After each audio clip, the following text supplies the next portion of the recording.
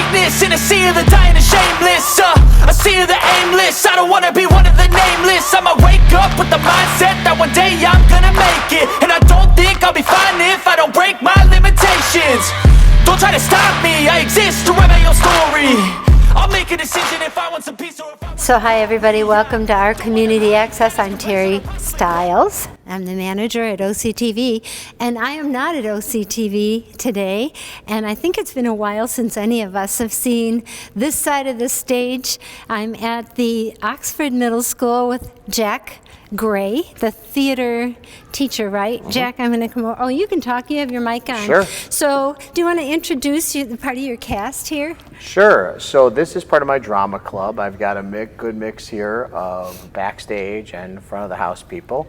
I have Alex. Hello. Should I say last names? Sure, that's Alex fine. De La Fuente. Hi. Hi. He's an actor for me. I have Miss Savannah Baker, Hello. also an actress. Miss Miranda Morin, also an actress, 8th grader. And Emmeline Geisler, who was my stage manager. And you said Emmy, right? Emmy. That's a great Do you name prefer for a Emmeline theater or person, right? Emmy's good. Emmy's good. So I want to ask you, you've been in theater for how long? I've joined the drama club just this school year, my 8th grade school year, but I've been doing theater with Mr. Gray since I was in 6th grade. So So that's what got you started here. How about you? Last year we did an online play, and I heard about it when I was in elementary school, and I thought it was something I would be interested in. So this is my 2nd year doing drama club. And how about you? I'm in 8th grade, and this is my 3rd year doing drama club. I've been doing it since 6th grade. What is it about it that made you interested? About in 5th grade, I thought that I wanted to be an actress, and I realized I really liked acting. So in 6th grade, I decided to join the drama club, and then I really liked it from there, so I decided to do the 7th grade virtual play. And you guys just had a play a week or so ago, right? How did that go? Yes, we just had a play a couple weeks ago called Wait, I Can Explain. I think it went really well. Everybody, cast and crew, did amazing. How long have you been involved? I've been involved for 2 years now. And so, Jack, these four are also, you called them a council? The executive board. of the drama Executive club. board, what does that mean? So it's a student-run organization. I'm the sponsor. I really believe in having a lot of student involvement in my decision making. So we decide things as a group. We run a parliamentary procedure, which they think is funny at first, and then it's kind of fun. It's funny. Every once in a while, I'll get them to vote on something that they think is going to be a bad idea, and it'll almost pass. Oh no, we're going to take this more seriously. They try to change the name. One kid tried to change the name to something really goofy a couple years ago, and they voted it down, but it was a razor-thin majority. So a little lesson about democracy as well. Right. This is a student-run board, and our president's not here right now, but I like them to be heavily involved in the decisions because it's all about ownership. Sure. And it's all about having that ownership to it.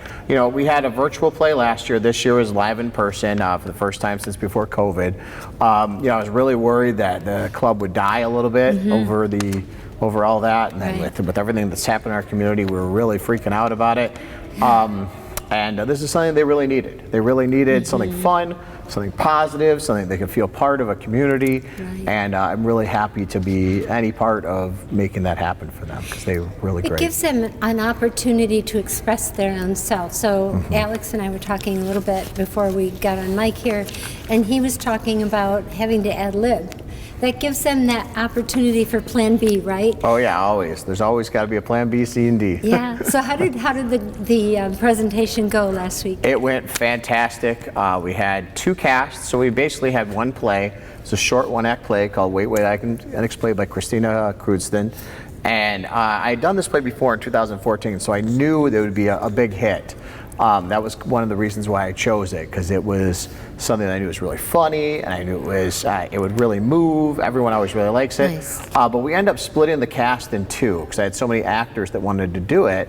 So I decided, I believe all but 3 roles were played by different actors in different shows. So I had 3 roles that were those actors were in both shows. Everybody else was different. made rehearsals really easy. I tell you what, it was fantastic because I was never worried somebody would be sick because I always had a backup person, and an understudy for everybody. Sure. So that was really good. I think Emmy was happy about that because if nobody shows up, she's got to read their part. So it was a bit stressful. And so, walk me through how do the kids get involved? Is that part of their curriculum? It's extracurricular? That's a very good after question. School? So, right here in front of you, I have an excellent example of average students with completely different paths at Oxford Middle School. If you are a band, choir, or orchestra student, you do not have theater as a class. Okay. So these two right here are in the music world here. Which music do you do? Both do choir. They both do choir. Which goes hand in hand, really, with theater, right? Right, but they don't take a theater class. Okay. And these two over here were both in my theater classes as 6th and 7th graders and 8th graders for him. And they get the connection through me.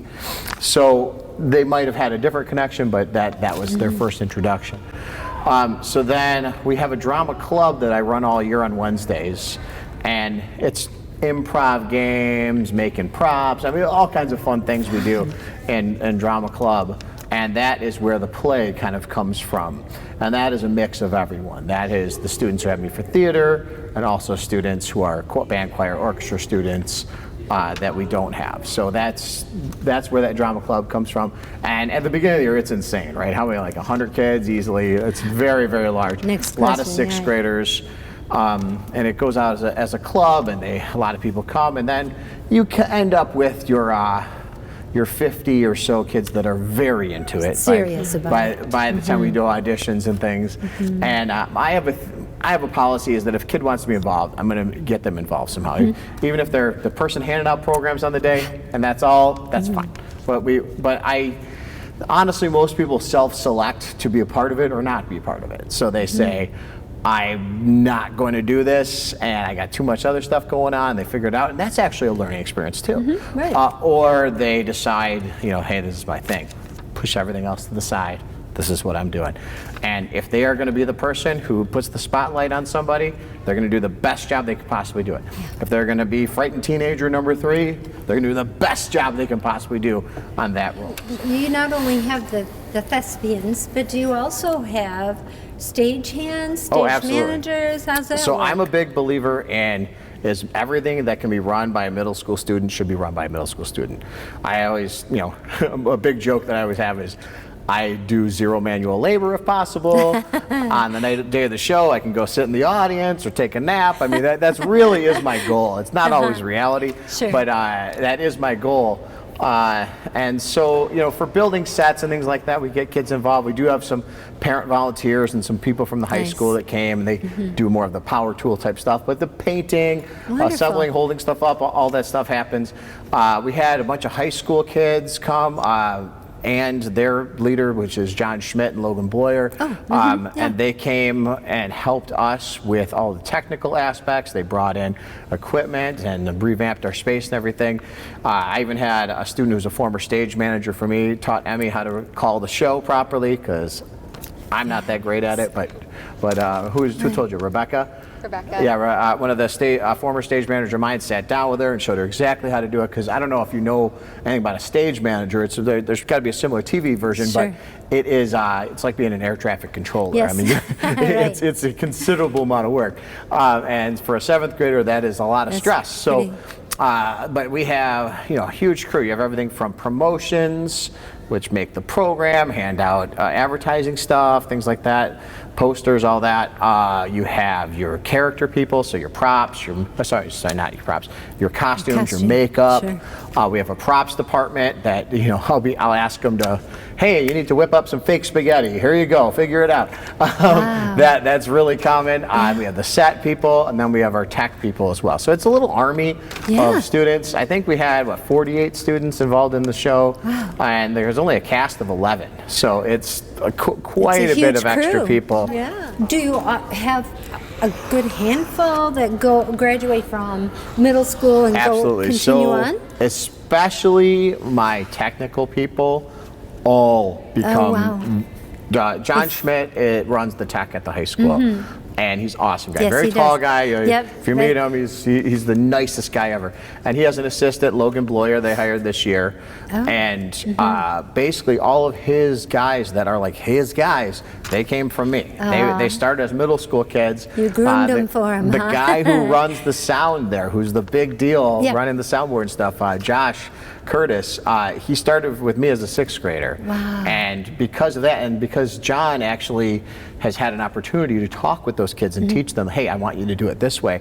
So by the time he gets them to high school, they actually do it the way he wants them to do it. Yeah. That was another concern with COVID and everything, is there was such a drop off with not having a live show that, you know, he doesn't have like a stable of kids coming up. And so he's real excited that we're kind of building that back, because having a 9th grader coming from our program is equivalent to having somebody who's a good junior, you know, coming in. They really know what he wants, and he can actually, they get jobs doing it. That's fabulous. All kinds of things. So it's a really great experience. But those high school kids came, all of them were former students of mine, and they all wanted to be a part of it, and they wanted to help out, and they were here long hours helping build things and teaching kids how the to mentorship the that goes mentorship on organically, I'm sure. It was so great. Is invaluable.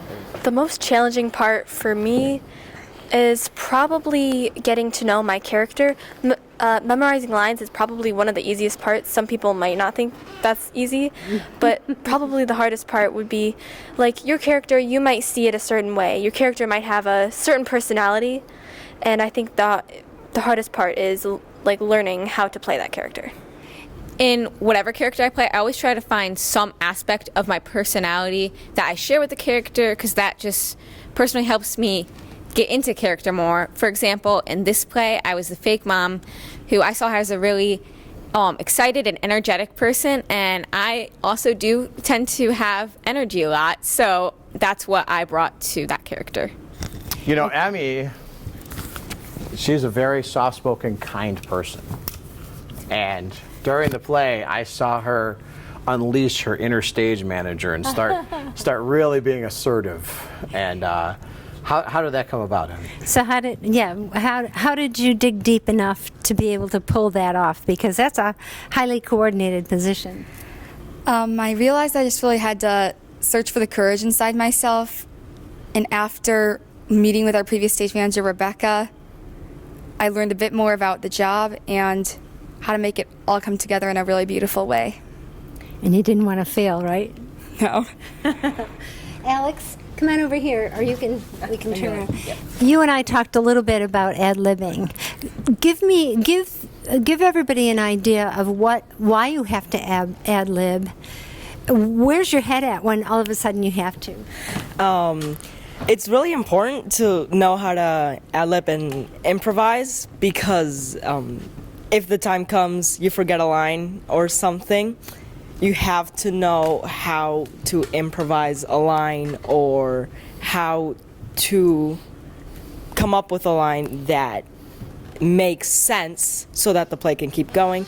Also, improvisation is actually something in the theater world that's enjoyed by a lot of people. They just take a topic from the audience and just start making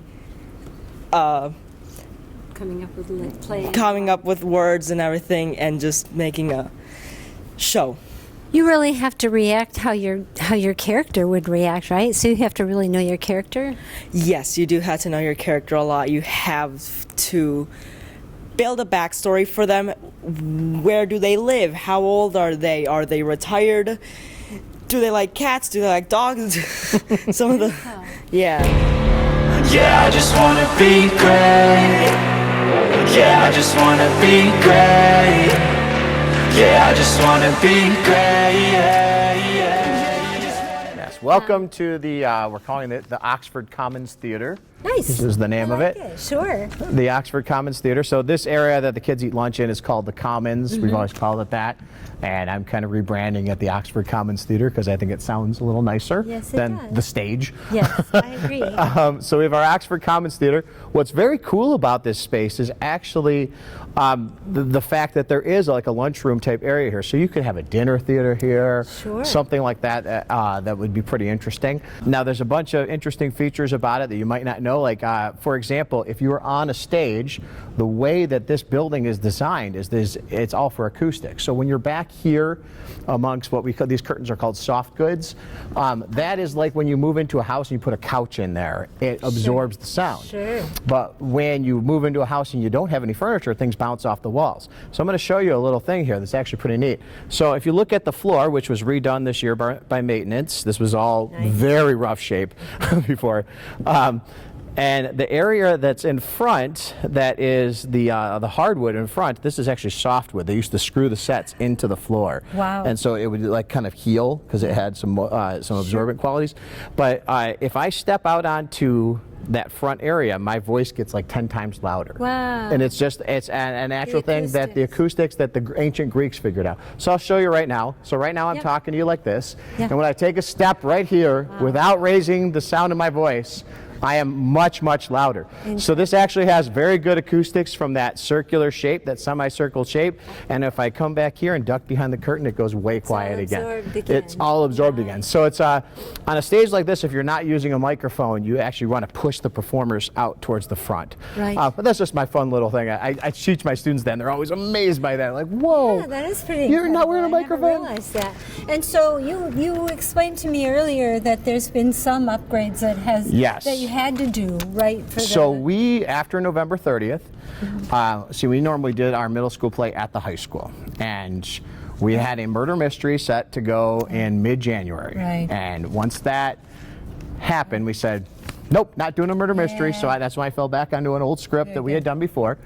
And mid-January at the high school was not going to happen. No. And so we decided, because that pack gets so crowded, we said, well, let's do it at the middle school. And I said, well, this was a mess. We had these curtains that looked like a cat had shredded them because they were so old. About 3/4 of the lights were out. Oh, goodness. And they were so dusty that we were worried about fires. The old light board over there was from the 80s, and it's the same technology that they put a man on the moon with. Like, it's just sliders and stuff. The new one we have on there is from the 90s, not so bad. And they gave us a little magic box, Fantasy Lighting and Sound gave us this little box that converts from one to the other, which is, there's only one of in the United States that we know of. So they just gave it to us. It was like handmade. Of course they did. It's pretty good. But I actually put out the call on Facebook when I realized that we were doing something here, and I'm looking at this space, and this was a COVID storage area. So what had happened was so many of the rooms had to do 6 feet and then 3 feet spacing. So all the extra desks, all the extra furniture, anything that people had in their rooms that was clogging up their rooms ended up here. And this was literally, you could not move back here. And the scene shop, everything, it was wall to wall, elbow to elbow stuff. And so we came in, and that was the first thing we did, is we cleaned all that out. We got everything out of here we could. We ripped down some of the old curtains that looked like a cat had shredded them. They painted the floor for us and redid the floor. Was this all volunteers? Or? This was all the district stuff. This is what we started off doing. And then I put out the call on Facebook. I'm through a bunch of different theater teacher groups. And people volunteered all over the place. I got it from, let me read them off. Oh, yeah. Grosse Pointe Schools, No kidding. Greenville, which is, I think, out by Grand Rapids, Milford, Taylor, Coopersville, also by out by Grand Rapids, the Saginaw Arts and Sciences Academy, they gave money for us, and Fantasy Lighting. They all donated either curtains, time, money, whatever they could. And so just to give you an idea, this is a psych curtain back here. That psych is huge. This is something you see at any good theater, and all these lights, those are called scoops. Yep. And they will put whatever color of the rainbow you want. You can light this up and make this look that color. Well, we didn't have one of those back here. It was just open. You could see the scene shop and things. And then this black curtain's called the Traveler. Well, that alone, those two curtains together would cost us about 10 grand to replace. Yeah. And this, I believe Coopersville or Greenville, one of the Grand Rapids ones, they just gave them to us. That's And they had something happen in theirs, and they had gotten a new one, and they say, hey, we've got this in our shop. It'll fit your space. Here you go. And we got all of these curtains are like that. They were all either salvaged from some other place, donated from other people. They just honestly, after November 30th, everyone just wanted to do something to help. Yeah. And when somebody finds a way to help the people affected by a thing, you let them do it. And that was the big deal. You gave them an outlet. Gave them an to make them opportunity, feel an outlet. better. Absolutely. And it was really helpful. And it did help these kids. It did. helped the high school kids, all kinds. If you look up, a lot of the lights, like I said, those were a mess. A lot of them were very, very old, very dusty. And John Schmidt and Logan Blair came over and they removed all of the dead ones, the ones that were just never going to work again. They figured out how it would all work. But this is a working space now. I think you're going to see it used more. Fabulous. For board meetings, there could be a church that rents it out. I have no idea. Well, that was going to be my next question. You mentioned a dinner theater kind of thing. Is that something that you would look into doing, or is that something that the school might rent that space out? It's a great question. A moneymaker, huh? You know, a lot of school facilities use their spaces as revenue generators with rentals and things like that. So, I mean, there is a line item now to kind of maintain this space in the budget, Sure. but which there wasn't before. It had really just become storage. Oh, not the ghost light. The ghost lights. So if you've never been to a theater before that was not being in use, you probably haven't seen one of these. This is a ghost light. Ghost light is an old theater tradition. There's a lot of legends that go with it. The one I actually prefer is that is evil spirits, or spirits that have, not necessarily evil, but spirits that wanted to be actors, that would like to perform and be on the stage still, and it's giving them a space to perform, giving them the light. But there's also other stories. The much more practical version is that old theaters used to be run with gas lights, and with those gas lights, you might get a little bit of a gas leak, and having something to burn off the extra gas actually would be very helpful, so that when you went and turned the light on later, the whole place wouldn't blow up. What they're really good at now is they provide you a minimal amount of light and let everyone know that the theater's not being in use. And a ghost light sits on stage. There's usually a single light bulb on stage on a stick someplace, and that ghost light lights up the area in a way that everyone can kind of see, but everyone knows you're not supposed to be there. I like it very much because it lets me know that no one has disturbed the space, because anybody who comes and uses the space usually doesn't know to turn it back on, or they're not sure what to do with it, so they kind of get out of the space. So it's really nice to have a ghost light on a theater, because it again gives you a little bit of safety. 2, it's traditional, and 3, it kind of makes people, the average person who comes into an empty theater that's dark with one light bulb on, usually looks at it and says, I'm not supposed to be here, am I? Which is really, really helpful, because they're not. But that's our ghost light. Bye.